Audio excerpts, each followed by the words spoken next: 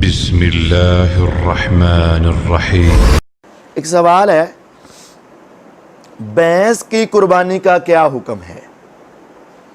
یہ ایک آج کل سوال بہت زیادہ لوگ پوچھ رہے ہیں، کیونکہ یہ معاملہ اور سلسلہ بڑھتا ہی چلا جا رہا ہے۔ بہت سارے لوگ ہیں جو بھینس کی قربانی کو جائز سمجھتے ہیں، اور ان کی دلیل یہ ہے کہ الجاموس نوع من البقر، بھینس جو ہے یہ گائے کی ہی ایک قسم ہے۔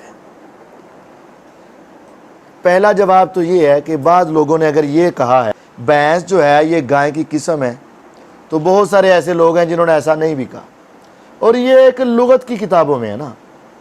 لغت کی کتابیں کس نے لکھی ہیں؟ یہ شریعت نہیں ہے۔ شریعت ہمیں کتاب و سنت سے ملے گی، اور اگر یہ ثابت کرنے والے ہیں کہ یہ بھینس گائے کی قسم ہے، تو بہت سارے ایسے بھی جو ثابت کرتے ہیں کہ بھینس گائے کی قسم نہیں ہے، ان کے بھی کئی دلائل ہیں۔ آپ یہ سن لیجیے، بھینس کے سینگ اور گائے کے سینگ میں واضح فرق ہے۔ کبھی بھی آپ کو گائے کے سینگ موڑے ہوئے نظر نہیں آئیں گے، ہمیشہ سیدھے ہی نظر آئیں گے، یا نیچے کی طرف لٹک رہے ہیں یا اوپر کی طرف بڑھے ہیں، یا ہے ہی نہیں۔ بھینس کے سینگ جب بھی نکلتے ہیں تو وہ مڑتے ہیں۔ بھینس کے دودھ اور گائے کے دودھ میں بے پناہ فرق ہے، غذائیت میں بھی رنگت میں بھی۔ بھینس کے بیٹھنے اور گائے کے بیٹھنے میں بڑا فرق ہے۔ بھینس یہ گندی جگہ پر بھی بیٹھ جاتی، لیکن گائے نہیں بیٹھتی۔ گائے اور بھینس کا یعنی ان دو نسلوں کا آپس میں کراس بھی نہیں ہوتا ہے، اور بھی بہت زیادہ ان کے فرق واضح ہیں۔ اگر یہ قسم بنائی جائے تو یہ قسم نہیں بھی بنتی ہے۔ اگر یہ کہا جائے کہ زکوٰۃ کے معاملے میں بھینس کو ہم گائے کے اوپر قیاس کر کے اگر زکوٰۃ دے دیتے ہیں تو ہم اس کی قربانی بھی دے دیں گے، تو پہلی بات یہ ہے کہ جو بنیاد بنائی ہے نا وہ بنیاد بھی غلط ہے۔ ہم تو یہ کہتے ہیں کہ بھینس کی زکوٰۃ گائیوں کی زکوٰۃ کے حساب سے نہیں ہوگی، بلکہ اس کی آمدنی کے اوپر زکوٰۃ ہوگی، تعداد کے اوپر اس کی زکوٰۃ نہیں ہوگی۔ تیسری بات یہ ہے کہ سب باتیں اگر ان کی مان بھی لی جائیں اپنے بھائیوں کی کہ جناب یہ بھینس جو ہے یہ گائے کی قسم ہے، مان لیا وقتی طور پر، جو بھینس جو ہے یہ اس کی زکوٰۃ ایسے دیتے ہیں، یہ تو ان کا مسئلہ ہے نا، دیتے ہیں کہ نہیں دیتے۔ یہ قربانی ایک تعبدی حکم ہے، یہ ایک عبادت ہے۔ عبادت میں اپنی عقل اور سوچ نہیں لگے گی، یہ بات یاد رہے۔ عبادت میں قیاس نہیں ہوتا، عبادت میں عقل اور اجتہاد نہیں ہوتا، عبادت میں رائے نہیں ہوتی۔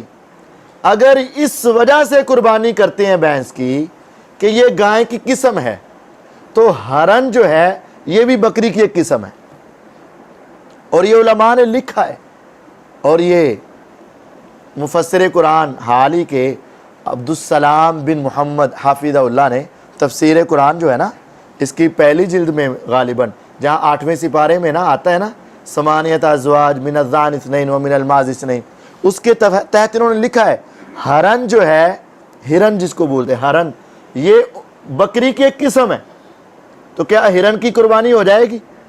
نہیں ہوگی۔ جو قربانی اللہ کے رسول صلی اللہ علیہ وسلم نے کی ہے نا اسی کی قربانی جائز ہے۔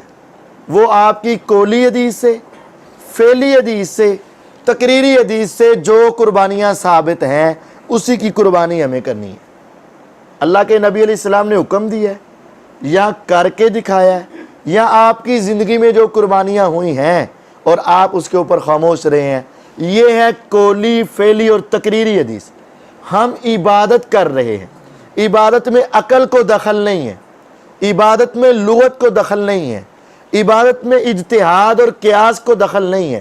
جو قربانی اللہ کے نبی صلی اللہ علیہ وسلم سے ثابت ہمیں وہی کرنی چاہیے، اور احتیاط بھی اسی میں ہے۔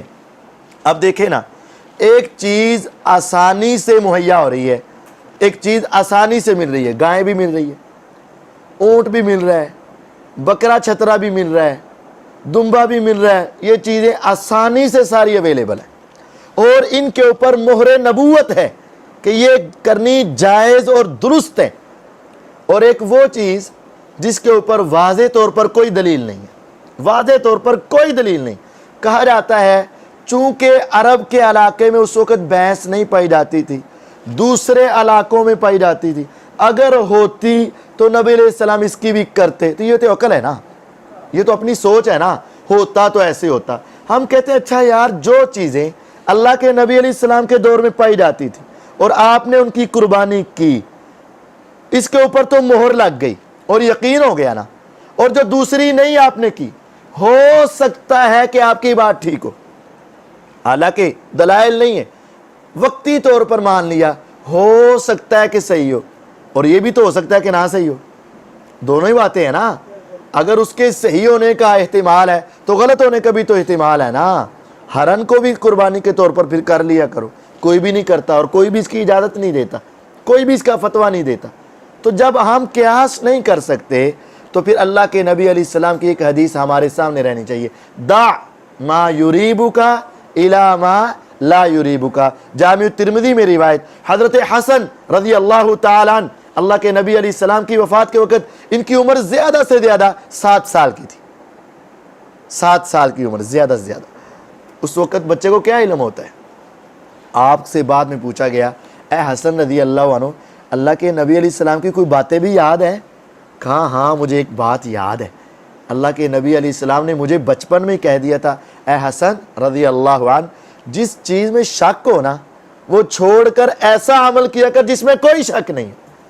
तो इस कुर्बानी में पहली तो बात है कोई वादे दलील नहीं नबी अलैहिस्सलातु वस्सलाम से, सहाबा से, ताबईन से, और फिर अकल के साथ, इत्तेहाद के साथ अगर आप साबित भी कर रहे हो तो एक वो कुर्बानी जिसको करते हुए दिल में खटका रहे, शक रहे, और एक वो कुर्बानी जिसके ऊपर यकीन हो।